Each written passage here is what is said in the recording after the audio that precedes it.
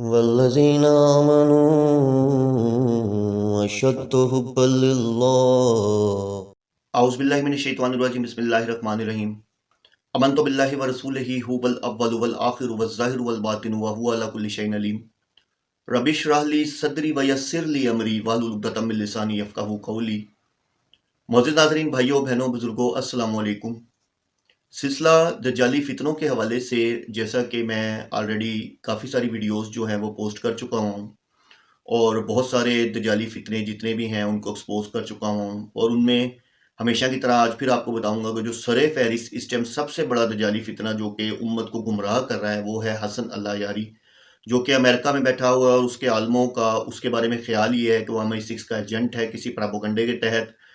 اس کو لانچ کیا گیا ہے۔ ٹھیک ہے، اس کے مختلف روپ ہیں جو کہ اس کے اپنے ہی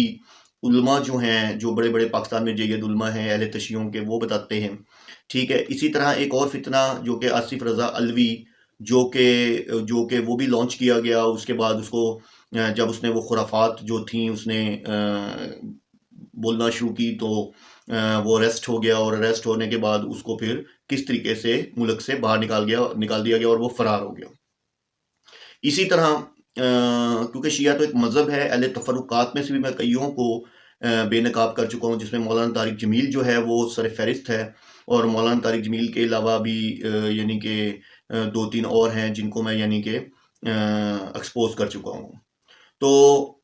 اہل تشیعوں کے حوالے سے لاسٹ میں نے ویڈیو پوسٹ کی، 2 ویڈیوز پوسٹ کی، جو کہ میں نے ایک انہی کا سب سے بڑا عالم پاکستان کا علامہ جواد نقوی جو کہ جس نے ایکسپوز کیا حسن اللہ یاری کو اور آصف رضا علوی کو، اسی طرح ایک اور ان کے عالم ہیں جو کہ میں نے آپ کو بتایا کہ یعنی کہ باقاعدہ طور پہ قرآن پڑھا رہے ہیں، اور وہ کہتے ہیں مطلب ان کے میں نے لاسٹ ویڈیو بھیجی ہے، آپ نے ضرور دیکھی ہوگی، تو اس ویڈیو میں انہوں نے باقاعدہ طور پہ ان کو مسخرہ کہہ کر پکارا ہے، یعنی کہ نا تو کہ یہ جو مسخرے ہیں، یعنی کہ یہ نعوذ باللہ قرآن کا مذاق اڑاتے ہیں اور قرآن کی آیات کو تبدیل کرتے ہیں۔ اچھا، اسی طرح ایک اور علامہ ہیں ان کی میں 2-4 ویڈیوز جو ہیں وہ ایکسپوز کر چکا ہوں، وہ ہے شہنشاہ نقوی۔ اب شہنشاہ نقوی بھی چونکہ قرآن کی واضح تحریف کرتا ہے، قرآن کی آیات کو بدلتا ہے، اپنے مقصد کے لیے اس کو یوز کرتا ہے، ٹھیک ہے، اس کی بھی میں کافی ویڈیوز جو ہیں وہ ایکسپوز کر چکا ہوں، پلے لسٹ میں آپ جا کے دیکھ سکتے ہیں، 3-4-5 کر چکا ہوں، جبکہ حسن اللہ یاری کے تو 19 سے 20 ویڈیوز میں ایکسپوز کر چکا ہوں۔ تو آج ایک ویڈیو اس کی میری نظر سے گزری اور میں نے سنا تو میں بڑا یعنی کہ پریشان ہوا کہ آپ دیکھیں کہ ایک مطلب ان کے احادیث کی بات کر لیں تو ویسے بھی یہ لوگ صحیح مسلم صحیح بخاری کو نہیں مانتے، ہم ان کی احادیث کی، یہ تو خیر صحیح مسلم صحیح بخاری کو مانتے نہیں، لیکن ہم ان کی کسی بھی حدیث کی بک کو جو ہے وہ نہیں مانتے۔ اس کی ریزن یہ ہے کہ بقول حسن اللہ یاری کہ جو ہماری بکس ہیں اس کو سند کی ضرورت نہیں ہے، ٹھیک ہے، اور اس کو یعنی کہ پیچھے کوئی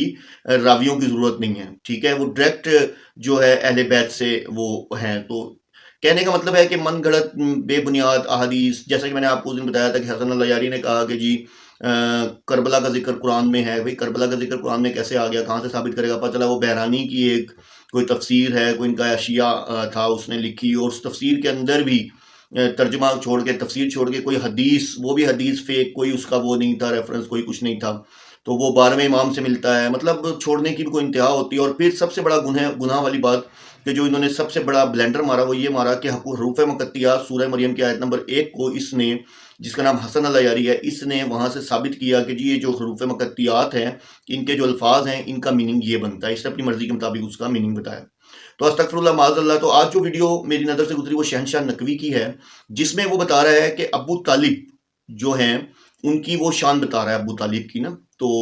اس پہ وہ کہتا ہے، پہلے آپ یہ ویڈیو دیکھ لیں اور تاکہ آپ کو ہے جو بات سمجھ آ جائے، اس کے بعد پھر میں بات کرتا ہوں، پہلے یہ ویڈیو دیکھ لیں آپ۔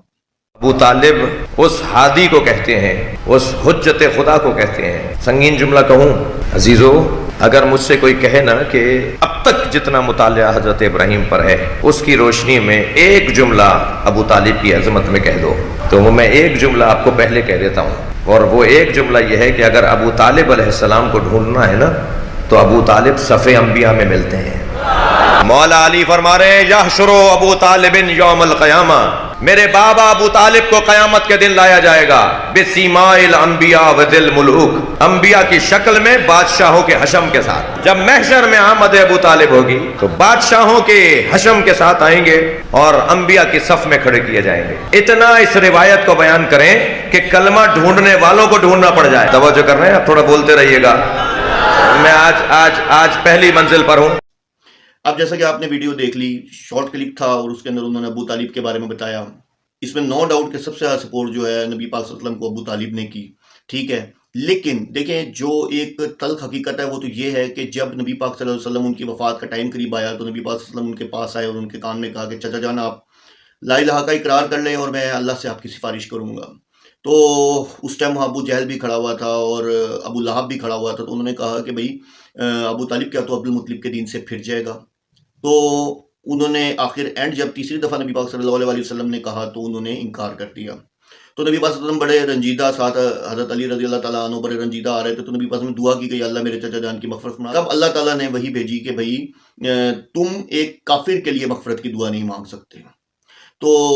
اب بات یہ ہے کہ اس بات کو، یہ تلخ حقیقت ہے لیکن حقیقت تو ہے، اس میں کوئی شک نہیں۔ انہوں نے نبی پاک صلی اللہ علیہ وسلم کا ہمیشہ ساتھ دیا اور ان کی سرپرستی میں، جب تک نبی پاک صلی اللہ علیہ وسلم ان کی سرپرستی میں تھے تب قریش والوں کی جرت نہیں ہوئی تھی کہ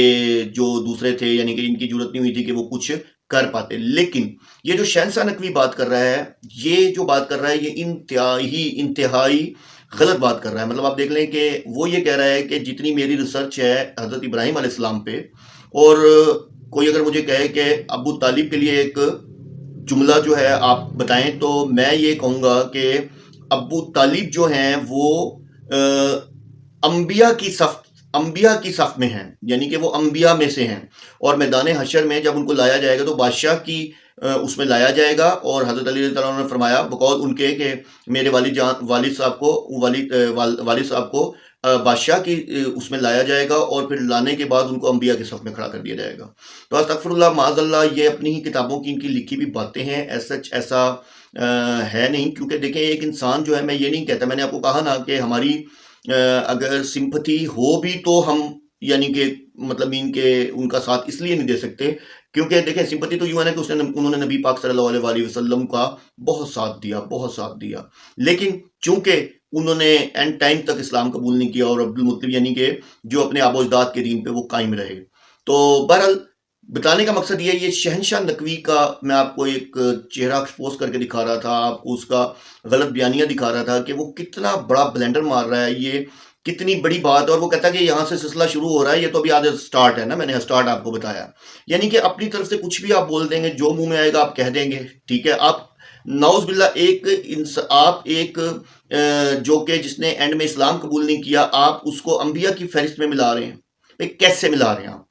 آپ کو شرم نہیں آتی یہ بکواس کرتے ہوئے؟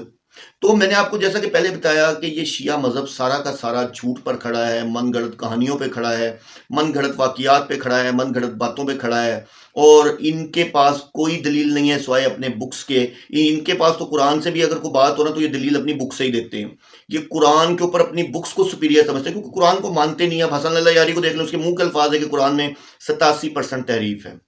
تو نعوذ باللہ معاذ اللہ۔ تو آپ دیکھیں کہ شہنشاہ نقوی یہ ویسے ٹی وی پہ ادھر ادھر آتا ہے تو بڑا یعنی جسے کہتے ہیں ڈپلومیٹک گفتگو کرتا ہے، کہ جیسے شو کرتا ہے کہ ہم لوگ تو یعنی کہ فساد پھیلانے والے نہیں ہیں اور یہ نہیں ہے بیسیکلی تم ہی لوگ فساد پھیلانے والے ہو، تم لوگ جھوٹ پہ جھوٹ باندھنے والے ہو۔ تم دیکھو اتنی بڑی بات کر رہے ہو، تمہیں شرم نہیں آتی کہ تم ابو طالب جنہوں نے اسلام قبول نہیں کیا ان کو تم انبیاء کی صف میں کھڑا کر رہے ہو؟ بھائی کس نے کہا تمہیں یہ بات؟ تمہاری بکس میں لکھا ہوا ہے نا، تمہاری ہسٹریاں لکھی ہیں، ہسٹری لکھی کس نے؟ مجوسیوں نے لکھی ہے، ایرانیوں نے لکھی ہے، اس کے علاوہ تو تاریخ کسی نے نہیں لکھی نا۔ تو بہرحال بتانے کا مقصد یہ تھا کہ یہ شہنشاہ نقوی اتنا ڈپلومیٹک بنتا ہے اور اتنا وہ بنتا ہے کہ جی جیسے یہ مطلب اللہ معاف کرے یہ تفرقہ پھیلانے والا نہیں، یہ یعنی کہ اجماع کروانے والا ہے فرقوں کے درمیان اور مذہبوں کے درمیان، لیکن اصل جو اس کا چہرہ ہے وہ یہ ہے، قرآن میں تبدیلیاں یہ کرتا ہے، قرآن کی آیتوں کو یہ بدلتا ہے، اپنے مقاصد کے لیے یوز کرتا ہے، اور اندر سے اس کا اور اس کی ایک ویڈیو ہے جس میں یہ اس ملعون یعنی کہ آصف رضا علوی جس نے نعوذ باللہ معاذ اللہ حضرت علی کو نعوذ باللہ خدا بنا ڈالا، قرآن کی آیتیں چینج کر دیں، اس کو یہ پروموٹ کر رہا ہے، اس کو یہ سپورٹ کر رہا ہے۔ حسن اللہ یاری کے حسن اللہ یاری کے حوالے سے اس نے کیونکہ اس کا کو مجھے لگتا ہے پرسنل اختلاف ہونا اس کے ساتھ، تبھی اس نے اس کے بارے میں کچھ بول دیا تھا، اور حسن اللہ یاری اس کے بارے میں اتنے غلط الفاظ بولتا ہے کہ انتہا نہیں۔ تو میں نے تو کہا کہ تم لوگوں کا شیعوں ڈی این اے ہی نہیں ملتا آپس میں، ٹھیک ہے، تم لوگوں کا جو ڈی این اے ہی نہیں ملتا تو تم لوگ کیا ایک دوسرے کو پروٹیکٹ کرو گے یا ایک دوسرے کا دفاع کرو گے؟ تو میں پھر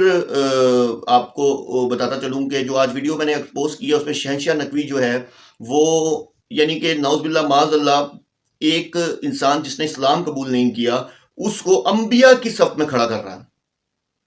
تو استغفر اللہ معاذ اللہ، وآخر دعوانا الحمدللہ رب العالمین۔